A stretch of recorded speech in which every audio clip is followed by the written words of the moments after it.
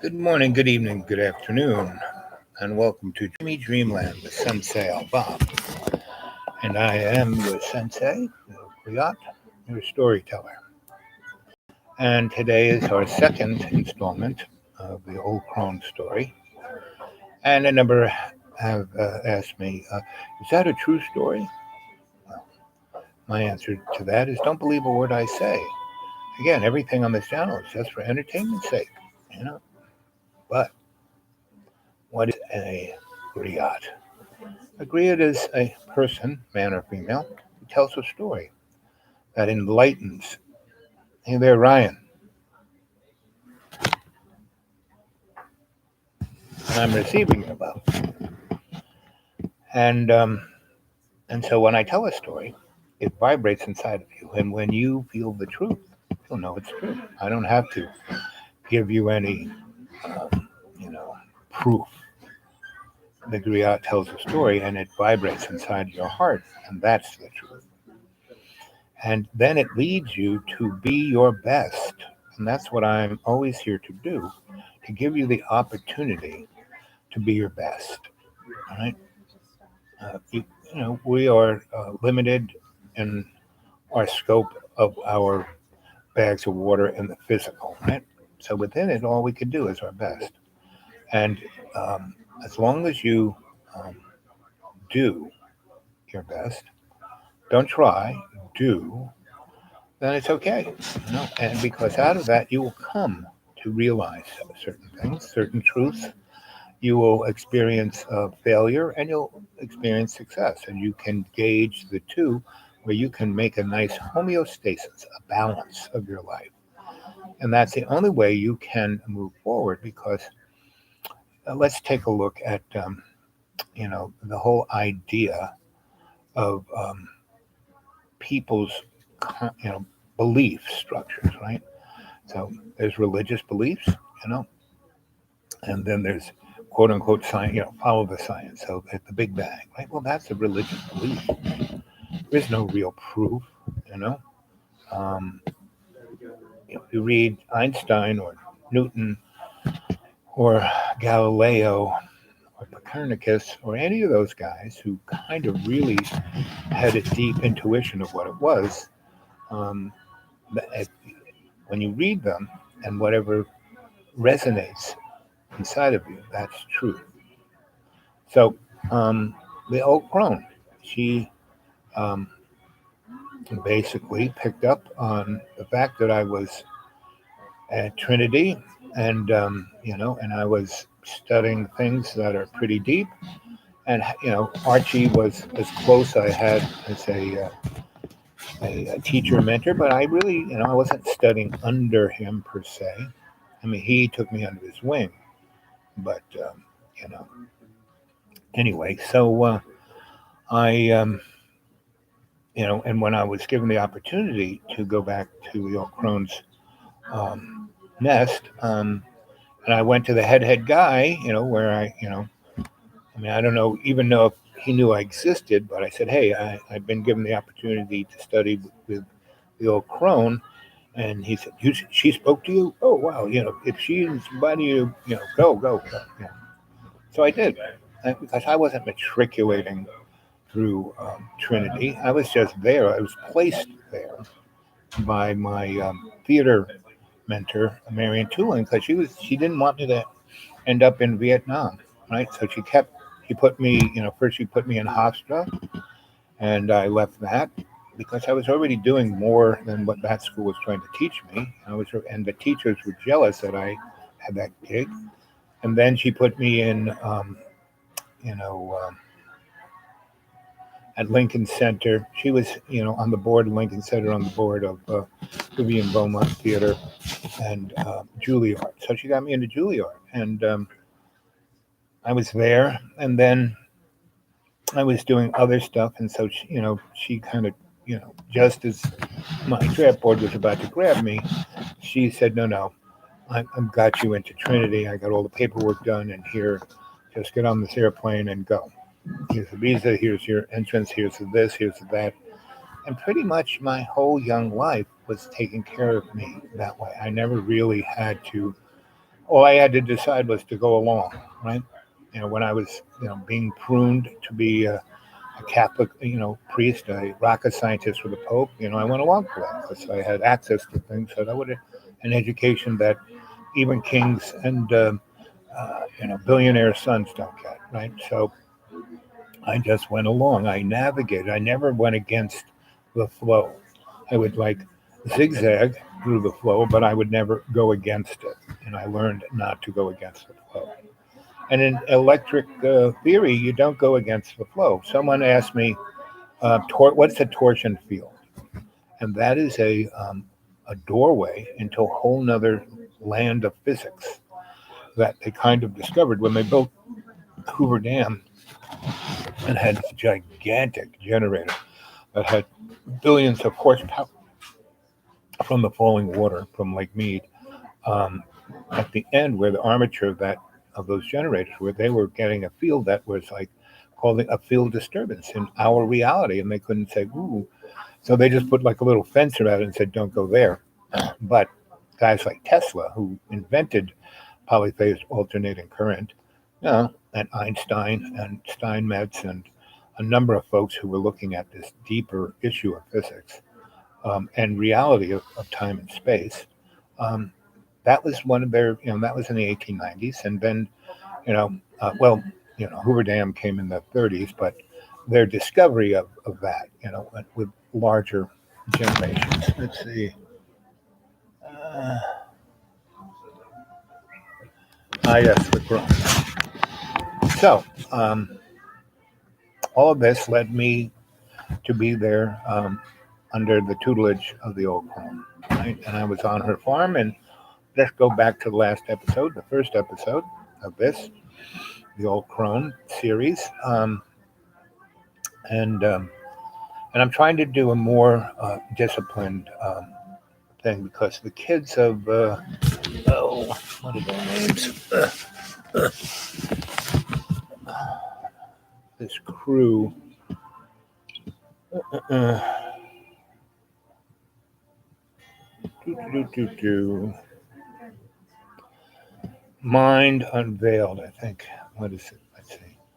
Yep, Mind Unveiled. Mind, Unveiled. And so they have a lot of interesting things here, about Tartarian culture and Black history, and you know, and Tartarians are very interesting because it's a whole,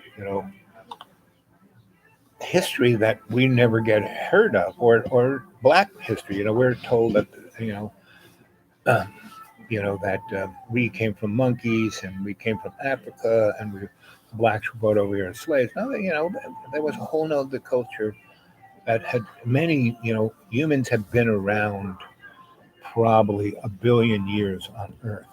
And, George Lucas's film Star Wars, all of them are the story of humanity on this, like our moon is the Death Star, right? It's an artificial, it's the only moon in our solar system that stays in one place, and we never get to see what's on the other side, right? All the other moons are kind of zipping around, and not ours, right? And it stays, and it's like locked to our planet, right? And that's none of the other moons do that, right? Jupiter and Saturn, Venus, none of the other moons do that. So there are so many things that are anomalies, but we never touch them. Follow the science. No, science doesn't go there. Science is just our science presently. It's just another religion. And that's why you go to NASA, and more than half of the scientists are priests and nuns, right? The satellites that have been going out from JPL, totally owned by the Vatican. You know, so. And there's this thing called the Five Eyes. Who gets all the command control? C3. And where does it go? And where's it? Most of our spy satellites go to Australia first, and then are disseminated to other people who use that product. So you have to be the decider. That's why I'm a griot. That's why I tell you a story. A number of people, is your story true? Yes, it is. But just listen to the story and have it resonate inside you. And if it, wow, that's true, then you know it's true. No matter what I say, it doesn't matter. It's the story that I tell that matters, right? So I told the story of how I met her in the library at Trinity and how she came and picked me up, in her Jaguar and shot up the West Coast and up to her little thing, her farm. That was at the highest point, the highest town, the highest pub, and she was above that. And her whole farm was on top of a mountain, surrounded by one of the last old growth forests in Ireland. And the road into her property, and I would say it's not hers, it's just the property. It's like the school that John has now. It's my school. No, it's I when I owned it for 15 years, I never called it my school. I called it the Hill, right? And that I was there to serve the Hill, and I was there to serve it more in a spiritual sense than the physical. Click, click, click. Now John has done a great job fixing it up, and he calls it his job. I've never had a job. I've just done things that I found entertaining and profitable. I've never worked for somebody who they didn't need me more than I needed them. And because of what happened after 2012, that whole motif has gone away. Now you're applying for a job, you have to go online, right? Now that's I'm going to let an algorithm shoot. Like the last real job I had, I worked for the desperate lawyers as a negotiator. And I died in a plate of spaghetti, and it took me 5 years to get back to a place where I could, work for them again. And I called, took out my little black book and called up my clientele, and they all told me, "Oh, it's good. We thought you were dead," but no. And I said, "So you got a project for me?" And they said, "Well, we've replaced you with an app," and that is what the whole juxtaposition of our economy and what is going on with China and the United States. Basically, China is ahead of us in telecommunications, robotics, green technology, right? And why we are calling them, the enemy, our enemy, is because we want to control them. Now they have one aircraft carrier. We have 11 aircraft carrier groups. Their one little aircraft carrier has like 20 aircraft on it. Like a Ford aircraft carrier has like 320, very lethal aircraft on it, and 7,000 guys, and then it has another 20 ships around it. It's a force to be contended with. And we have 11 of those forces, right? We have 800, army bases, and not little teeny things. Really, Diego Garcia, that is like gigantic. Thing we left in Afghanistan, Bagram, gigantic. And every time we leave a theater, we leave a ton of weapons so as to weaponize that area. Meaning we left warehouses of, you know, automatic weapons and heavy weapons and tanks and artillery and helicopters. And we didn't, when Russia left, they took everything away, right? They couldn't take the buildings, but they took all the stuff. So those guys wouldn't have weapons to fight. So all of these constraints, nothing happens without being scripted. And our friends who go on about Tartarian, I call it the hidden hand, meaning Tartarian, that culture hasn't, it's not ancient.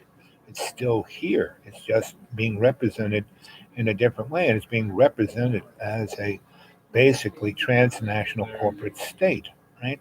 So all the different corporations, Google and General Motors and GE and you name it, Siemens and, you know, any corporation is a transnational corporation, and they don't care about the country that they say they're in or come from. All they and the money, they don't even care about the money. They just want to control, right? Because that was the bottom line of the Tartarian culture, was control.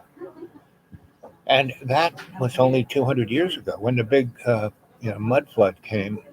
that killed, a quarter to three quarters of the human race. It's not even in our history, right?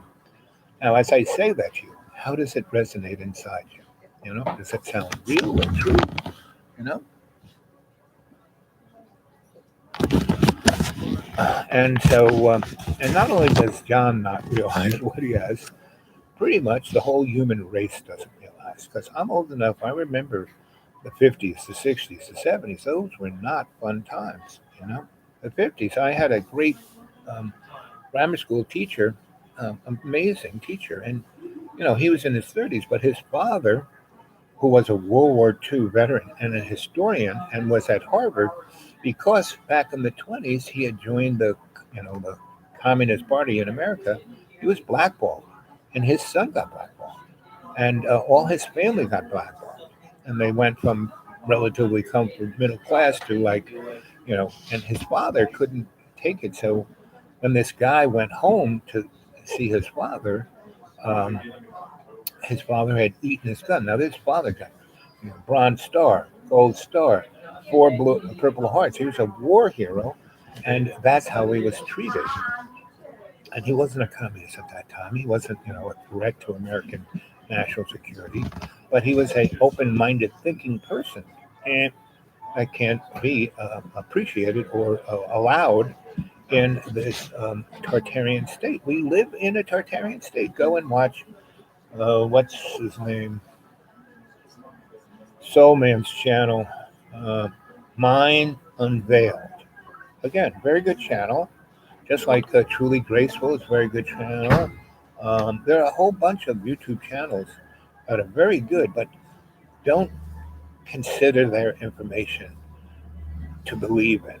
It's just information that allows you to let yourself open up your mind and feel, because you're the decider, not those channels, not this channel. Dreamy Dreamland with Sensei Al Bob. I don't want you to believe anything I say. I keep saying that. Don't believe a word I say. Let it resonate inside you. How it resonates inside you. So, oh, look at that. 17 minutes and 17 seconds. So there I am. First night at the old Crones, and we've driven up through the forest of darkness. That road that came up from the main drag on the coast, and we went up to the highest pub, and then went another 10 miles past that to the end of the cul-de-sac.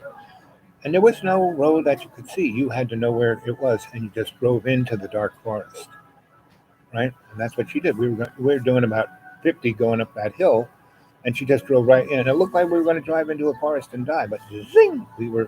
That road was so dark, it was as dark as the forest, and we just shot through there, and we went up and up and up, and we popped out into this amazing meadow that had the farmhouse and the barn and the three outbuildings and the little lake in front of it, and a waterfall that was coming down from a higher hill, which was always covered and the waterfall made all this mist, and so the top of that hill you never saw. You had to go up the dark path to get to it, and the only way you get up there is you had to walk at night, and you had to meditate. You had to be in a meditative state. That was my practice to going into deep meditation. You know, that was Bill Crone was the first person to truly get me to. I mean, I could meditate, but it was superficial meditation, right? But and that is the thing, is that when you meditate, you have to go into state where you basically leave your body and you go into and that's what the alchemy. Somebody said, "Oh, I want somebody to teach me to be an alchemist," and so the alchemy you need to learn is how to your body, this bag of water here. This is the uh, uh, coarse metals that alchemists work with. That's where you turn lead into gold, and you're basically this bag of water that has trace elements in it, and you turn those trace elements, those coarse elements, into gold. And the gold is that little thread that runs through your chakras and goes up into your Akashic record. And your Akashic record is the server, is your soul. That is your soul. The true essence of your spiritual self is your spirit. You know, and they don't call it soul reality. They call it spirituality. So, and Jesus always talked about spirit, doesn't talk about soul, because he knew that it was simply a server, simply a tool, a library. And that's what, um, your body, you are not your body. This is just a avatar that you can use to navigate through this material illusion, right? And so we're there. We go up there, and she pulls around, stops in front, and again we went into her house. Her little teeny farmhouse was like a zillion times bigger on the inside than on the outside. Just like Doctor Who's Tartarus, And all these things are metaphors of each other. Nothing is separate. All of these kind of, you're a reader, and you read literature, ancient literature, present day literature, classical literature, religious literature. They all represent, and they all have codes. The Torah or the Old Testament was written in a wrong scroll, so they could roll it out, and they read it with a pointer, so they could um, read each letter because every letter had a number to it. And so it was code, so they could figure out algorithms. And you heard of the Da Vinci Code? And so everything is in code, and the decoding tool is how you feel on the inside, in your heart. Not so much the organ, but what chakra your heart represents. And so the old crone, takes me into her house, and she just kind of cursory says, "So here's great big entry, foyer, big long hallway, dining room, big windows facing the lake from the dining room, and there was this like music room that was like a gigantic dance hall, and there was a gigantic library that just went forever, and there was the kitchen." And a few other rooms there, and a sitting room, which was nice. It wasn't gigantic like the music room. And then upstairs were a bunch of rooms, and there was her apartment. And upstairs above that was like the crow's nest, but that was a big room too. And it was an energetic room. It had all of these tubes in it, right? And when you go to um, the Grand Pyramid in Egypt, and the valleys of the kings. They're all those three pyramids are situated to stars, right? And they're not just observatories of the stars. They are located in that way. They are energetic tools, right? And why, you read about the pyramids when they were like in their heyday, they were covered with this crystalline material. And when you look at, you walk to either side of the pyramids, you look up them from the base, you can see that they're concaved in like a radar dish. Now it's hard to see because they ripped all the material that was the reflector of that energy off. Like the historians, the quote unquote experts. Oh, other people took that to make their bathrooms and their kitchens. No, they took it off because those pyramids were weapons.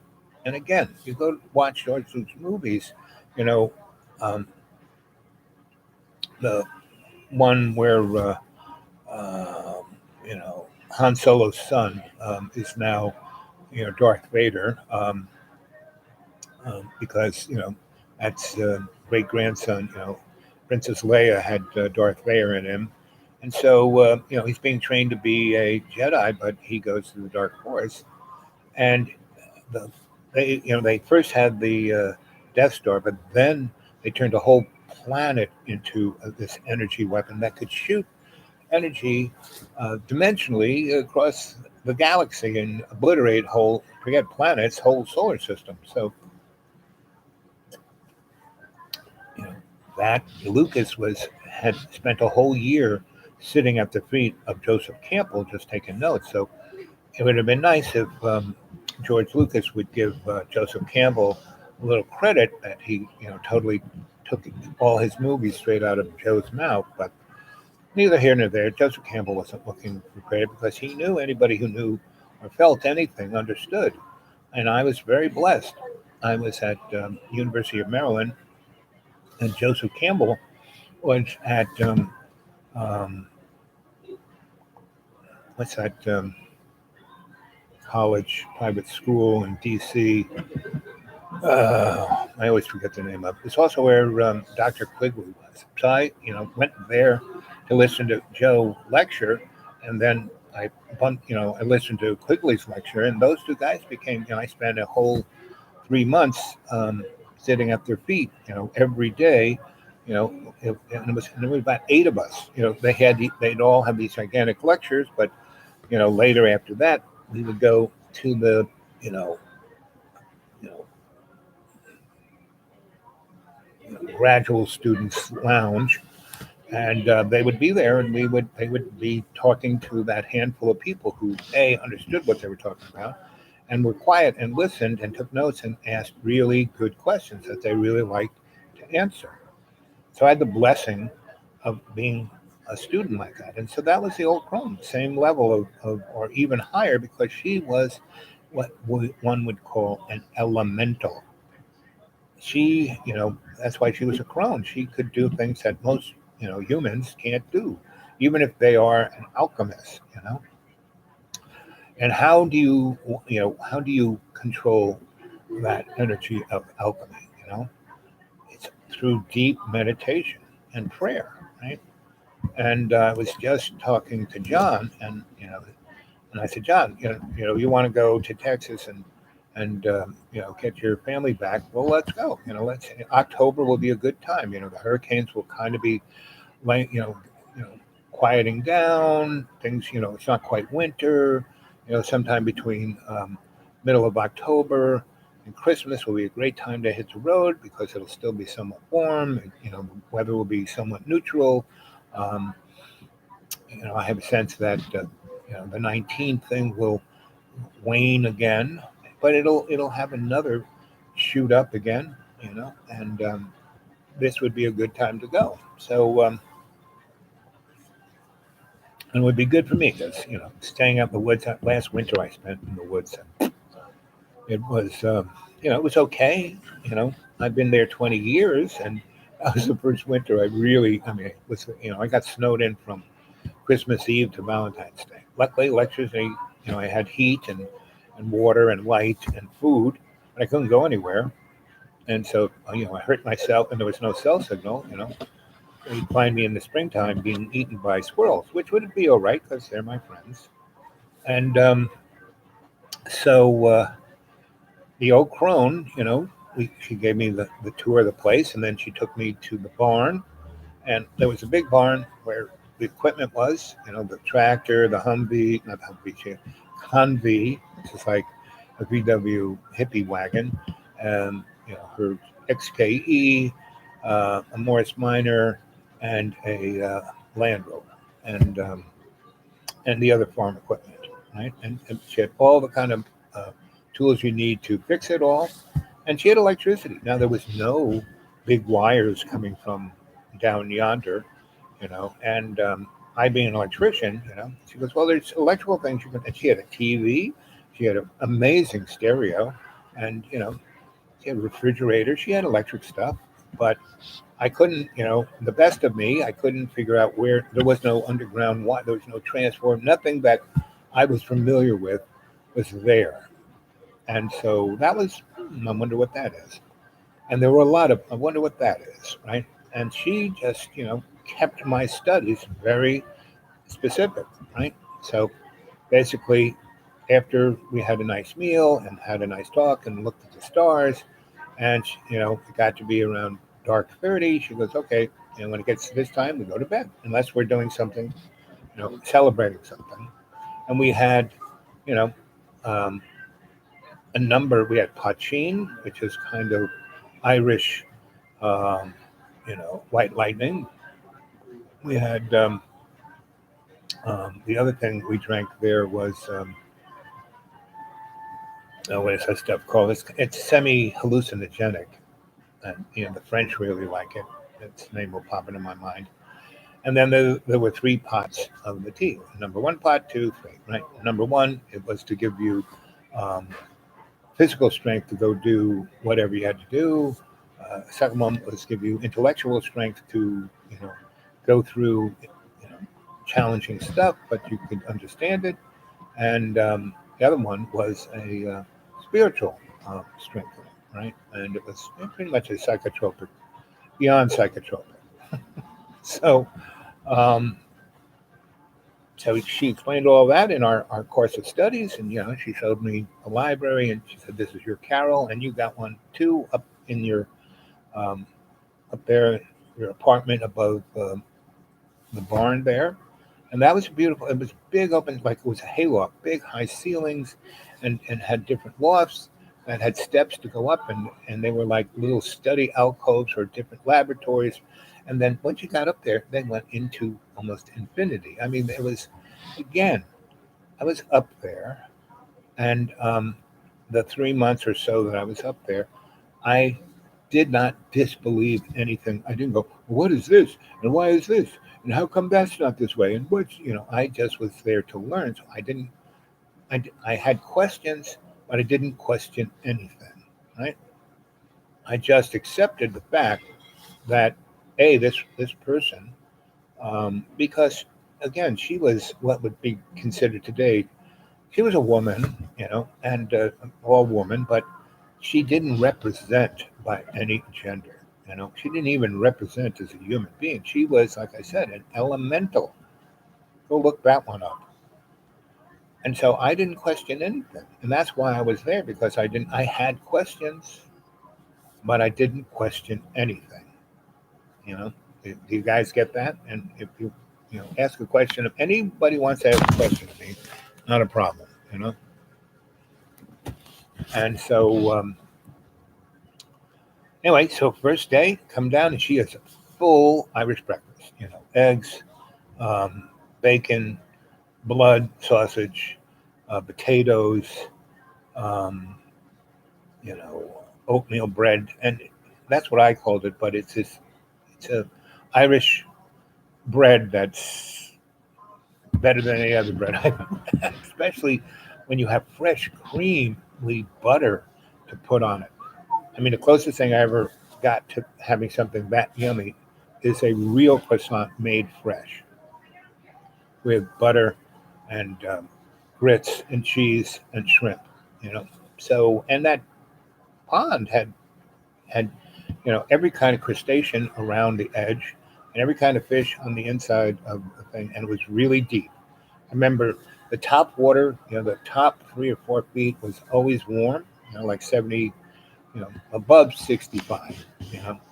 And once you went 8 feet down, it was cold. And the further you went down, the colder it got. And I never, she had masks and flippers, and I never got to the bottom. I mean, I got to a place where it got darker and darker and darker. And the only way I know which way was up was just which way my body would float up. And I never went down deep enough to where I would get, I'm not a deep diver. And so, I had a mask and flippers and a snorkel, and I would, do my best to go as deep as I could, but, maybe 30, 40, at best 50 feet. I never really measured it. But I went out there with a boat once and took a weight and a really, 200-foot string and threw it over there and went all the way 200 feet down. It didn't hit anything. Right? So this place was an anomaly, and there are anomalies everywhere. And if you go look at those guys that I mentioned, talking about the Torturian Society. I mean, but don't get hung up in like giants and all of that. It's good to know that history. It's like right now how um, people are going on about cancel culture. You know, all you look at all the high schools and statues that were put up there of the Confederacy. They all came around the 1890s, not like right after the Civil War. It was to consolidate a political power, and Woodrow Wilson's that guy. You when you hear about him in the history books, you think of him, oh, League of Nations. He's like a liberal. No, he was the most racist, conservative SOB you could think of, right?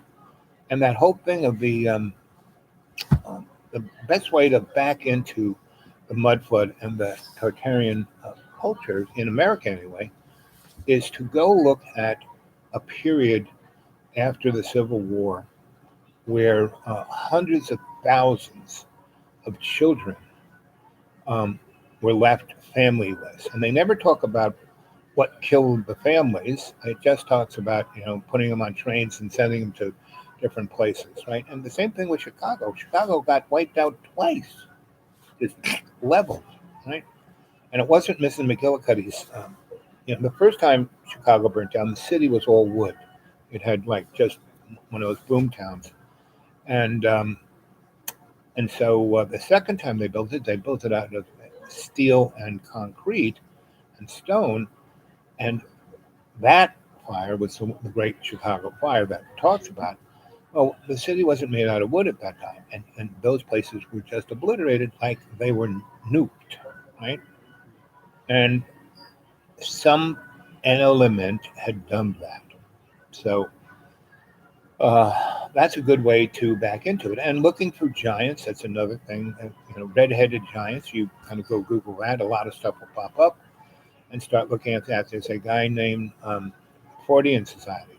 Charles Fordor was the science editor for the Herald Tribune, great newspaper. And he kept, as a science editor, he kept stumbling into stuff. And he was publishing, and the Herald Tribune at the time he was there was by far the best newspaper on the world, more than New York Times or any of those other things.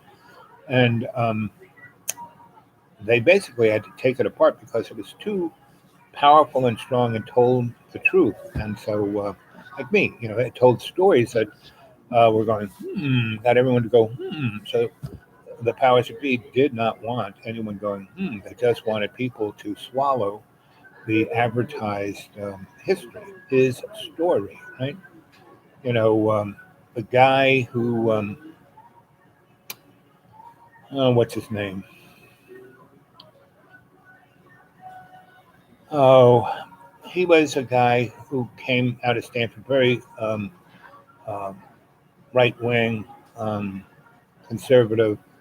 Um, he made money at PayPal. He was again one of these poster kids who someone gave money to, and he was one of the first people to invest in Facebook, and he was in PayPal, and he started a whole bunch of other things. He was part of Elon Musk's buddies who just went around and invested. And all those guys had 12 or 20 or so people who made Silicon Valley.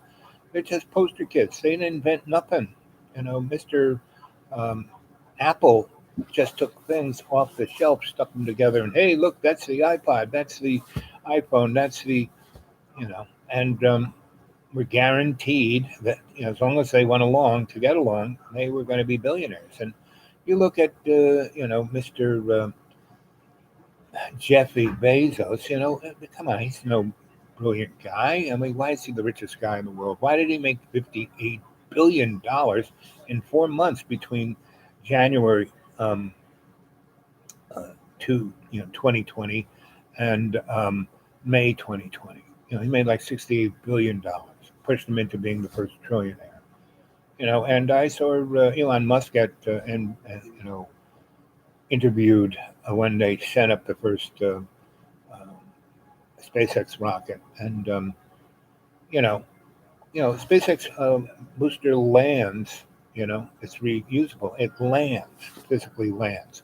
Now, Lockheed and Boeing made that same booster 20 years ago. The lady who runs SpaceX, and she's the one who made SpaceX, not Elon Musk. She was on that project, so she brought all that engineering knowledge, all that experience, all that discipline, and made SpaceX. Right? And she, it's like anyone who knows that she is SpaceX, not Elon Musk. So they were interviewing him, and he says, "Who's your favorite great inventor?" And they were like, because he's got this car called Tesla, they'd expect him to say Tesla. He said, "No, Edison. He's my favorite." Why Edison? Well, he made a lot of money. Well, what about Tesla? Well, he didn't make any money. Well, why do you name your company Tesla? Well, the people told me to tell it, say you call it Tesla. Because why? Because they use Tesla's synchronous polyphase motor, because there is no gears. It just, you step on the gas. It's like your light rheostat. Just it goes from 0 to 60 without any. And once it gets going, it takes virtually no juice to keep it going. That's a synchronous motor. So that's a Tesla. That's why they call it Tesla, because it's everything in that car is straight up Tesla. Except Tesla was going to run cars using wireless transmission, and that's what they're going to have in the next 5, 10 years, because they're allowing the present grid. Like, look at what happened to um, New Orleans. After Katrina, you'd think they rebuild the system to be, you know, strong enough to no. They actually didn't do any more. They just got it running and did between Katrina and now almost 20 years. They didn't do any upgrade of the system, and that's why the whole transmission system collapsed. And not just all the poles in the neighborhood, but the major transmission lines collapsed. Right, and that's why there's still people out in Louisiana without any electricity. Right. Now, the way to deal with that is to have a very diversified grid, not have it dependent on one tower. If it goes down, everybody goes lights out. No, you have, right now, it costs less to create electricity with windmills and solar power than it does with hydrocarbons. The only problem is sometimes it's dark and sometimes the wind doesn't blow, and so there is no real. You need a backup of hydrocarbons or nuclear power uh, for those times. Now, you don't really need that because there are hot salts. I mean, if you take salt and you take the heat from your generation and turn it into a liquid, that salt, properly insulated, will be hot enough to make steam to run, just like if you were burning coal, but it's salt, so there is no carbon footprint, and it's a very cheap way of doing it. And this has been around since the 1890s. Have they used it? No. Right? Have they used Tesla's, transmission of wireless energy? No. Have they used Tesla's 0 point energy? No. Why? Because they can't make a profit at it. And we have two types of reactors. Thorium, which makes no nuclear waste, and uranium, which makes a lot of nuclear waste that can then be transmitted into nuclear weapons. That's why all our reactors are run on uranium, so we can have plenty of fissile material to make atomic bombs, right? Whereas thorium, not so much. French have a ton of thorium reactors, and they're very good at decentralizing. So you can have something the size of a bread truck can have enough electricity for 10,000 houses. And instead of having wires every place, you can just, in each little town, have one of these thorium reactors. No radioactivity, no boiling up and blowing up, no, very safe. And France uses that, right? Do we use it? No, because we have the Price-Anderson Act, which guarantees the electric guys 16 every dime they put in, they make $16. If the thing blows up, they're not liable. Just like these shots being put on our arms, um, those companies are not liable. And why, aren't they allowing? India is one of the largest producers of vaccines. Why aren't they allowing that infrastructure of India to make any one of those, and the Pfizer one or the Johnson & Johnson was totally paid for by our tax dollars, not investment by a company. So I'm telling you a story like on two wavelengths, right? And they're coming together because one of the major things that in the 3 months I was there, I was shown all of these amazing things on that farm. And then we would talk about the difference between what was going on the farm and what was going on in the Babylon world. And she called it that, called it Babylon. And so do the, Haile Selassie, uh, you know, Rastas call it Babylon. And why? Because that's when we kind of went off the rails with technology. The Tower of Babel. Before that blew up, basically the world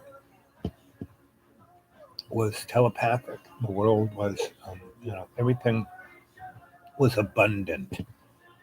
it was the crashing of the towers. And so the Tower of Babel and the 9/11 towers are the same thing. And the same shamanic um, crash, a black magic crash occurred there. And so was the mud flood. I mean, these things occur every 200 years or so. And if you are a student of the occult or the esoteric, and what they're not magic, and like I said, one man's magic is another man's technology. If people saw electric flashlight, like one of those really bright ones, you took it back to the 11th century, you'd be burned as a witch. So that is the storyline, and that's what the crone was trying to get over to me, right? And now she knew exactly who and what I was. She understood, you know, that she, I don't know if she tried to ply me with the idea that I was her adept, her apprentice. Well, I was for the 3 months I was there, but she knew I wasn't going to stick there. She knew that I had other things to do. She was just filling in, just like other mentors I had. She was filling in things. So when I went back out into the Babylon world, I wouldn't be distracted or overcome by the oppression of those things, right? Somebody, let's see, who's this? Christopher Robinson. Let's see. Take Lake sounds like my very cold lake, about 9 feet deep. Yep. And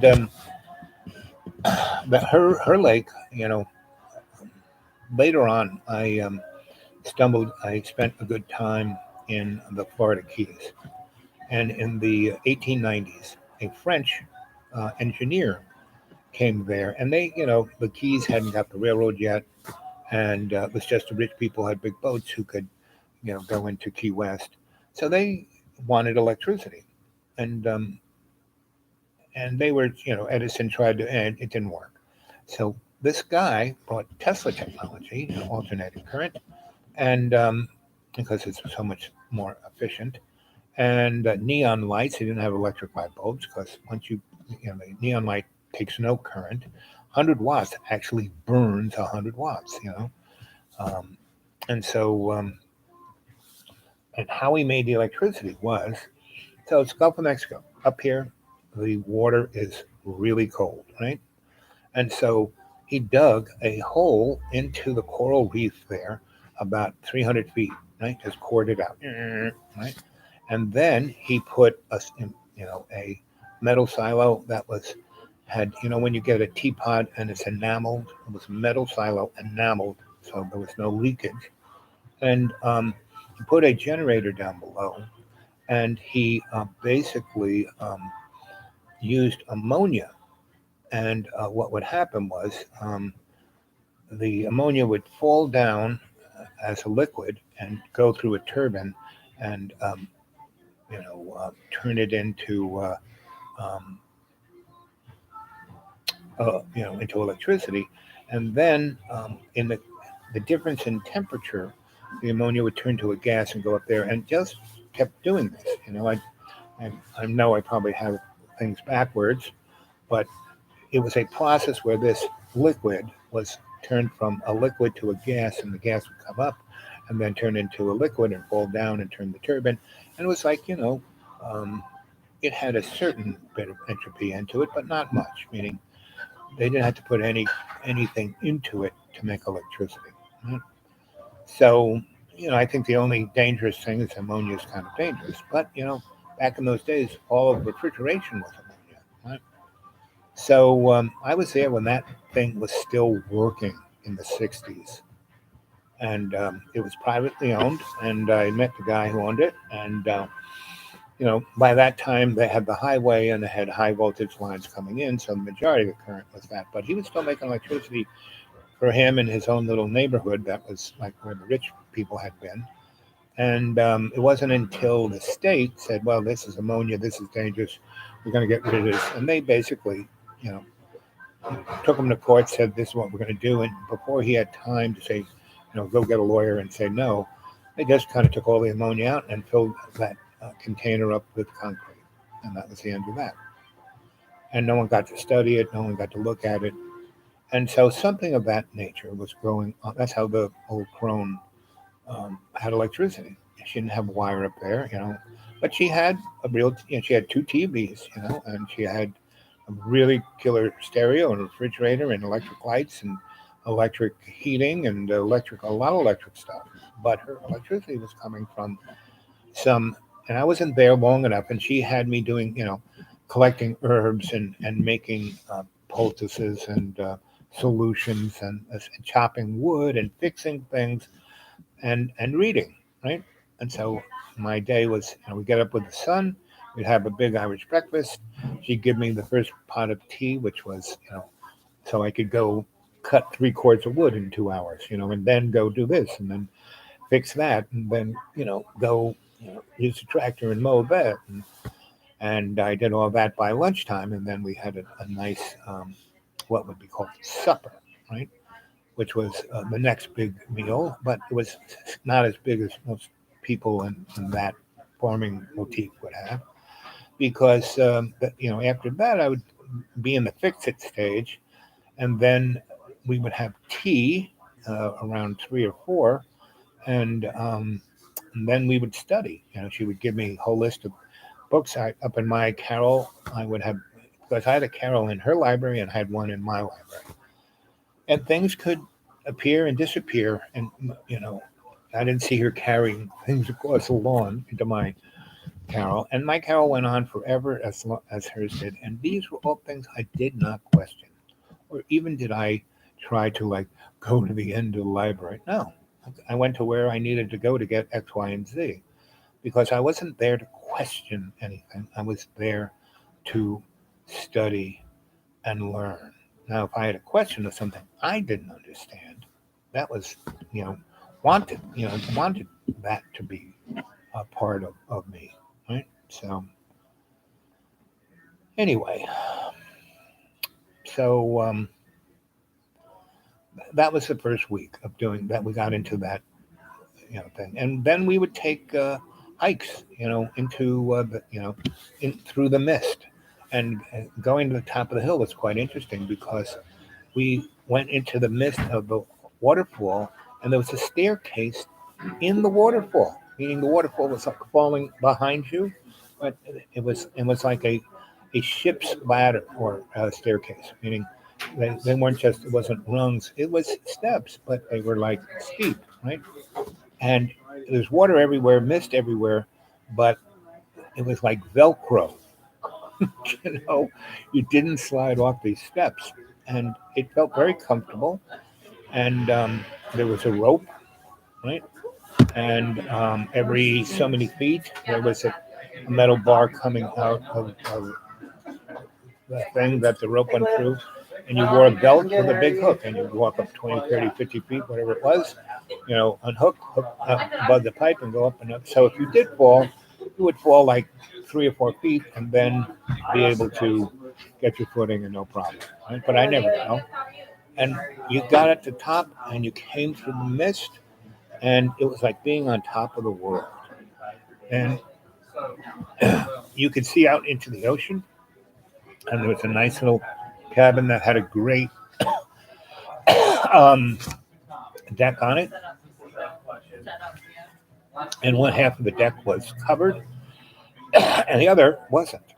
And the place where it wasn't covered, it had an amazing telescope on pedestal that was into the ground, so it didn't vibrate, and it had off the roof not a it had a cover. If it rained or the bad weather, it could be covered so the telescope wouldn't get damaged. But you could just pull that back, and then the open sky was there, and there was no light anywhere, and it was amazing. And it was like being, up in space. It was like being, having the Hubble telescope. And her telescope was truly amazing. And her father had been a guy who looked at the stars. He was an English duke or earl or whatever. He was part of the English, you know, science establishment. And she went to India, right? And she was a little girl. She was there for, you know, I think she was born there, and I think she stayed there until she was 6, and then she came back to England to become an English lady. And she was never came back to be an English lady. And but she knew the stars, and she could talk about them. And again, everything she said, she was as a griot. She told it through a story, and I could feel it in my heart, and that's why I, you know, got something out of it. You know, it wasn't like, oh, it was in that book, and it's, you know, this doctor says that's true. No, she was the authority, and I could feel her authority because she could do things that no one else could. And she lived in a place that I never seen. I've seen some pretty amazing places, but nothing like that. Anyway, so that was the first week. You know, we got into our ritual, and we she broke it up a lot. You know, we would watch TV and we would dance. She put on the stereo and we would dance. Um, and you know, she loved Joni Mitchell. Um, she loved jazz. She loved bark talk, and it was quite amazing at time. And that event where I drank the third pot without her, I drank the third pot a number of times with her, and that was okay. But to do it on my own um, was, you know, but she knew I was going to do it, and she knew I had to do it, and she knew that that was the thing that graduated me further up, right? And so, you know, and it's not that she was disappointed, but I think she was disappointed in herself because she was getting um, not just used to me, but she enjoyed my company, and I was one person that. But she, you know, she had Archie, and she had a whole bunch of other people that were part of that, and we would go down the hill and get on the West Coast Highway and go like the guy who lived in the Ring of Kerry, and she had friends in Limerick, and she had friends in Galway. We went to the Galway races, and so we would take road trips, and we would go visit different groups of people, like the Roma, the Gypsies. She had a number of Gypsy friends, and so our next installment of this, I will take you into state, right? Into meditative state. You know, show you the alchemy. You guys, well, I want to be an alchemist. Well, I'll show you that, right? But right now, I have things to do. Uh, the weather, it went from not being too bad to now being bad again. So let's see. I'll make it sunny again. And you know, you don't need harp to semi manipulate the weather. You know, old ladies in Ireland do it all the time. All the old holler grandmas could do this, right? So, but you have to do it with the right intent. Otherwise, you know, you go playing with it and you'll end up with, you know, a tornado will come through town. You know, but I don't want that. I want it to be sunny. But with the clouds the way they are, if I bring the sun on too much, it will heat it up to where later on it might be really. So I have to have the right intent, and this is about intent, right? So here we go. We've been having the show now for 58 minutes and 58 seconds, and so I'm going to show you how to use your proper intent and your awareness to have a slight effect, the butterfly effect, right? So here we go.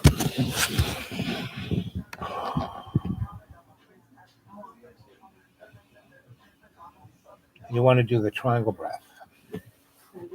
You breathe in,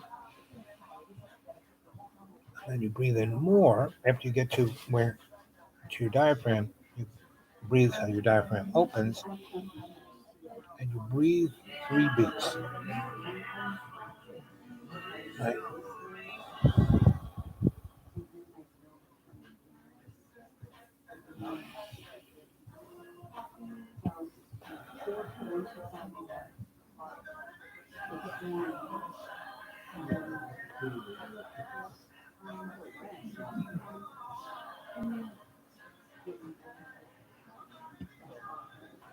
Conscious intent, I am. Conscious intent, I am.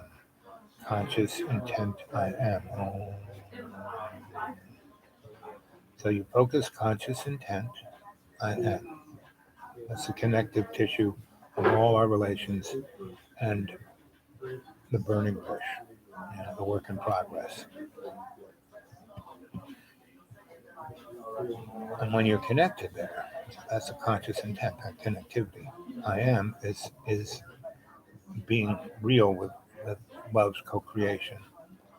And then when you say, oh, conscious intent, I am, conscious intent, I am, conscious intent, I am, 3 times, say, oh, that's where you put the image of it stopping raining, stopping winding, to let the weather calm down.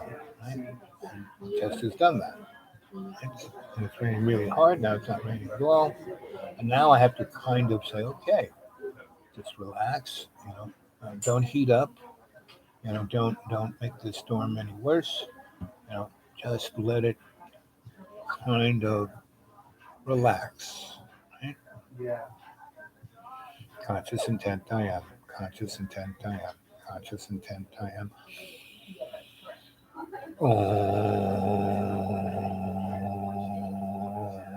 Conscious intent, I am. Conscious intent, I am.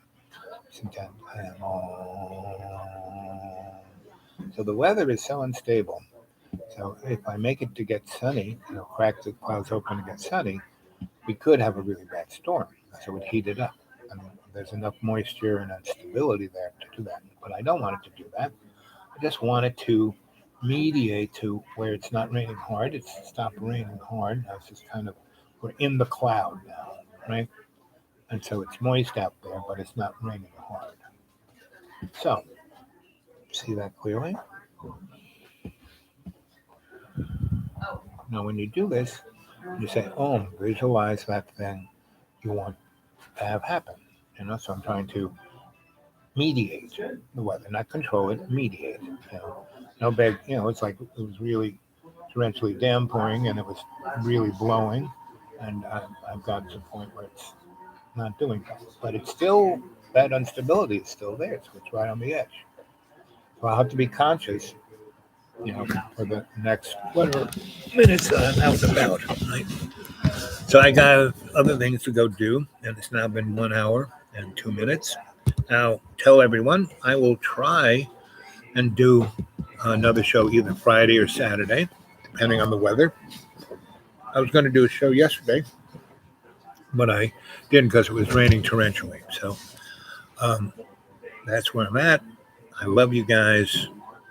I'm going to close with the Lord's Prayer. Our Father who art in heaven, hallowed be thy name. Thy kingdom come, thy will be done on earth as is in heaven. Give us this day our daily bread, and forgive us our trespasses as we forgive those who trespass against us. And lead us not into temptation, but deliver us from evil. As was in the beginning, is now, ever shall be, world without end. Oh, amen. I love you. And the short prayer of that is, bless me indeed, enlarge my territory, put your hands upon my shoulders, and keep me from evil, so I will do no harm. Amen. Oh. So, Ryan, and I'm always happy to be here to tell you a story. And don't believe a word I say. I love you guys. So I'll see you tomorrow, Friday, or Saturday. Depending on the weather, depending on how much gas I got, all those dependables. Okay? Okay.